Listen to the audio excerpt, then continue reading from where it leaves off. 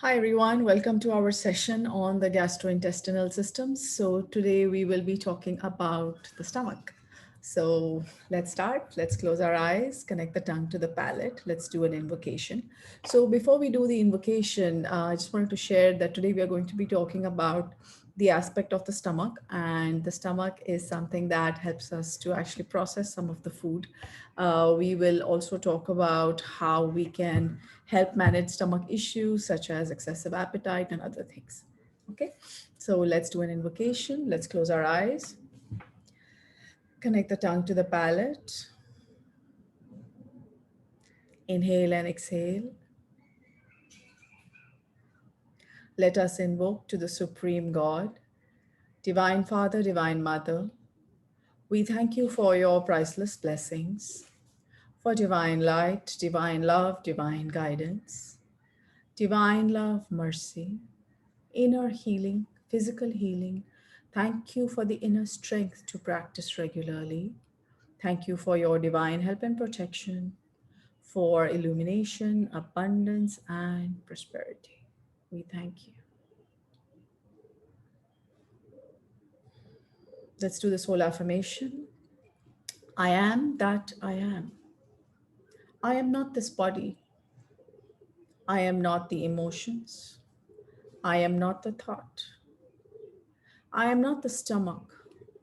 I am not the emotions that upset my stomach. I am not the thoughts that upset my stomach. I am the soul. I am a spiritual being of divine intelligence, divine love, and divine power. I am one with my higher soul. I am that I am. I am one with the divine spark within me. I am a child of God. I am connected with God. I am one with God, and I am one with all. Inhale and exhale. Let's be aware of ourselves as a soul that has a body, a soul that has emotions, a soul that has thoughts. I, the soul, have a body. Okay. So today we will be discussing about the stomach. Now, the thing with the stomach is that it is a place where food gets digested. So whatever we put into our mouth, it goes down, down, down to the stomach. And we need to be aware of what happens when it gets down to the stomach, right? So there are a lot of enzymes that are released into the body when the food goes down, and the stomach helps to process them and to make them, mushy, if I may say so. And then it's put into the small intestine. And the small intestine is where the absorption takes place. So today's topic is going to be based more on the stomach. So it's about, of course, the production of the right kind of enzymes. It's about the production of the right kind of enzymes that is going to help us to process, um, you know, all the food that we have taken in. So obviously, our body or our stomach needs to be able to create the enzymes that are required for this kind of processing. Now, so one of the things that I feel is, if we eat at the same time every day, it's kind of like, the stomach knows that it has to produce a certain amount of, enzyme at that time and release it into the system so that when the food comes, or, it's kind of ready to do the processing. Now, what happens is that if we don't eat on time, or we don't eat regularly at the same time every day, then the stomach is a bit confused. It's like, okay, so just imagine, like, in your kitchen, if you didn't know what time everybody's going to have a meal, wouldn't you have a hard time preparing the meal or helping with the meal? Or, if you're the person who is the one who doesn't tell your kitchen what time the meal is going to be served, then they're struggling, right? Sometimes it's like it happens early, sometimes it happens late. So similarly, you can imagine that if there is chaos in the kitchen, if suddenly we eat a little early, or we want food a little fast, or we want food at a different time, just imagine what happens to our stomach also. There can be chaos in the stomach. Now, that also doesn't mean that we're going to be so inflexible that we can never change the time that we eat, but We just need to be aware of the fact that at a certain time our stomach is ready for food. And so, for people who often have pain because of not eating on time, or when they're out somewhere and they forget to eat and they have these massive headaches. I don't know how many people have also suffered with like headaches because of not eating on time. So one of the suggestions that I have for that is just make sure you have a little bit of food with you at all times, which means like, I don't know, something like dry fruit, like walnuts or raisins, or something that you can just keep in your bag, your briefcase, and just have it there, so that whenever you get hungry and if it's time to eat, then you just eat a little bit of that, and that gives your stomach some time to enable it to wait. Okay, so it's kind of like giving it a little snack. So this is important for those of us who may be suffering from stomach related issues. Okay. Now, one more thing about the stomach is, I've heard of people doing something called stomach stapling, which is to help reduce their appetite. That is something that, of course, if it's medically required, then definitely go ahead with it. But I also wanted to add that in pranic healing, we have a system by which we can also energetically do the same thing, which means we can make the stomach, I wouldn't say smaller exactly, but we can try to reduce the appetite slowly and gradually, whereby the body is not harmed. And at the same time, the appetite begins to reduce. Okay, so that's something that we can do with pranic healing. It's part of the body sculpting, but I thought I'll mention it here. Um, what else? Then is the quantity of food. Of course, not all of us want to do stomach stapling, right? So let's say, for example, if we start reducing the quantity of food that we eat just by a little bit every single day, okay, just by a little bit. Like you can make if you're still eating chapatis, then you can make them a little smaller, because often, it's like we have in our mind that we need to eat 2 chapatis, or, 5 chapatis, or whatever it is that you eat. You can also try changing the grain to millets, to ragi, to jowar, to other things which are more easily digestible. So I was looking at some YouTube videos on how wheat is perhaps now no longer suitable for many of us. So that's something that you need to be aware of, especially those of us who are finding the need to visit the washroom soon after eating. Perhaps your body is not able to handle the wheat anymore for some reason. Okay. Now, again, there are many theories about whether the breakfast should be heavy or the dinner should be heavy, or, what should we do? So what I feel is that we should experiment. We should, based on our own lifestyle, we should see what works for us. Personally, I have tried the heavy breakfast, and I've also tried the heavy dinner. And now I've come to the conclusion that it's just a matter of training my body and my mind, and just being like, okay, it's time to eat. We're going out for a heavy dinner tonight. So that's just it, just deal with it. And of course, I support my stomach through the way, and I make sure that I have enough fresh fruit, fresh food, fresh juice, to enable my body to have enough prana, enough life force to be able to digest whatever food I'm going to put into it, which is actually not nutritious. Okay. So for a lot of us, food is entertainment, in the sense that a lot of stuff that we eat actually takes energy away from the body. So the body actually spends energy in trying to process a lot of the food that we actually eat. It doesn't really give us energy. So if you want to eat high prana foods, then they have to be fresh fruits, fresh juices, fresh vegetables, salads. These are the things that will give you prana. Most other things will take away prana. So I'm not saying don't eat that.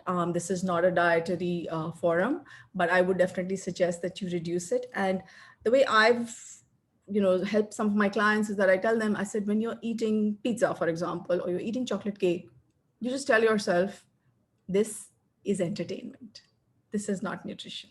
So as long as our mind is clear that this is entertainment, then what will happen is that, we would restrict the amount of entertainment that we indulge in, right? We're not going to indulge in entertainment like 5 times a day, right? We'll indulge in entertainment maybe for a few hours a day, or maybe once a day, or something like that, depending again on your lifestyle. So the point I'm trying to make is that when we eat food that we know is not going to provide us good prana, it's okay, you can still eat it, but just be aware that it's entertainment. It's not helping your body become healthier. Okay. So that's one of the things. And again, like I said, whether, so there's also intermittent fasting.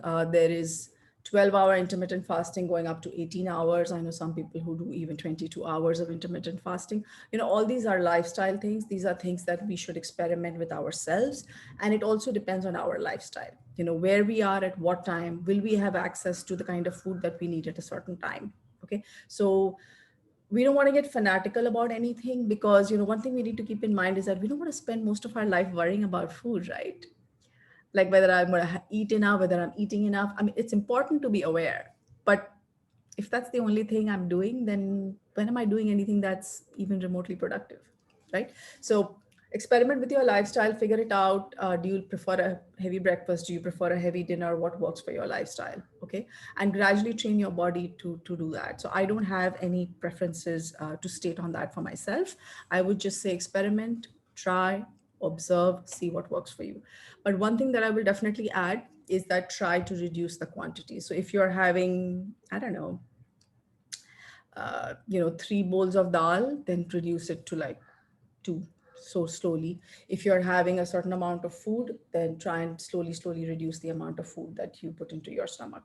Okay. So what that does is it's like a gradual stomach stapling in some sense. So a lot of cultures, they talk about how eating only 80% of one's hunger is a good way to keep oneself healthy. So, just imagine like if our stomach, which is supposed to be kind of small, some people say it's like the size of the fist. I haven't seen one, so I don't have any way to validate it, but I'm just going to go with this for the time being. So if it's only as big as our fist, that means this is the only amount of food that's going to fit in it, right? And then the stomach has to move the food around to actually process it and to mix the enzymes with it. Now, if it's completely full, so let's say, for example, if I take this glass of water, and let's say if it's completely full, then there's no space for anything to move around inside. But if we eat 80%, then there is some space in the stomach for food to be moved around and, churned around, and for the enzymes to be mixed properly, which is what will result in a higher quality of digestion. Otherwise, we may have a lower quality of digestion, okay, which is also called indigestion.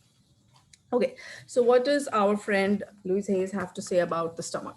So she says, in reference to stomach problems, it is the dread, it is the fear of the new, and it is the inability, perhaps, to assimilate new things. So, what I've understood is that the body's digestive mechanism shuts down when we are stressed, because at that point, and again, we have to keep in mind that we have been through many incarnations. There have been times when there's a tiger in front of us and we have to run.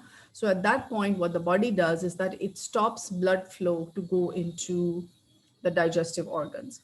It starts to move the entire energy of the body into the hands and the legs. Okay. So what happens is at that point, the body, the stomach is not receiving the energy that it requires to process the food. So what does that mean? That means that if we are constantly stressed and we are constantly anxious, it means that there is not enough energy or there is not enough attention at the subconscious level that the body is putting into digestion. So you may have noticed that when we are stressed, we either get constipated or we end up having a loose bowel movement or something of that sort. Okay. That's pretty much because the stomach is not able to handle it. Right. So an important thing in pranic healing that we do is that if we have somebody who has digestive problems, then we also look into pranic psychotherapy, which is helping them to deal with whether it's stress or grief or irritability or anxiety or any of those things. We may have also noticed that if, let's, for example, someone's going through grief, then they also tend to have a huge appetite loss, right? They don't want to eat, they don't feel like eating. And there are some people who will eat a lot. It's called binge eating when they are very upset, which they consider to be the cause of obesity. So and there are also, of course, there are the extremes, the anorexics and the bulimia people. So these are all eating disorders, which with pranic healing, we can help repair the mental pattern, and we can help heal, we can help to a large extent. I would say, I'm not promising cure, but to a large extent, yes, we can cure it to, we can heal it to a point where medication may or may not be required. Or if you're taking regular medication, then it becomes more of an SOS, like, I have to take medication only on certain times. Okay. Now, for the stomach, the positive affirmation mentioned by Louise Hay is this. She says, life agrees with me. I assimilate the new moment. I assimilate the new every moment of every day. All is well. So like I just said, it's important for the stomach to be at peace in order to be able to actually digest. So absorb everything that happens to us, right? See, if we put something into our body and our stomach is able to digest it, if we put something into our mind and our mind is able to digest it, that is the flow of life. Okay, it's not just food, it's not just emotions, it's not just thoughts. Everything has to kind of flow. So just visualize, us as a pipe, and we have stuff coming in and it goes through our body and then it goes out, right? So the out is also important and the in is also important, and the constant in and out is what makes us human. It's what makes us grow and it makes us healthy, right?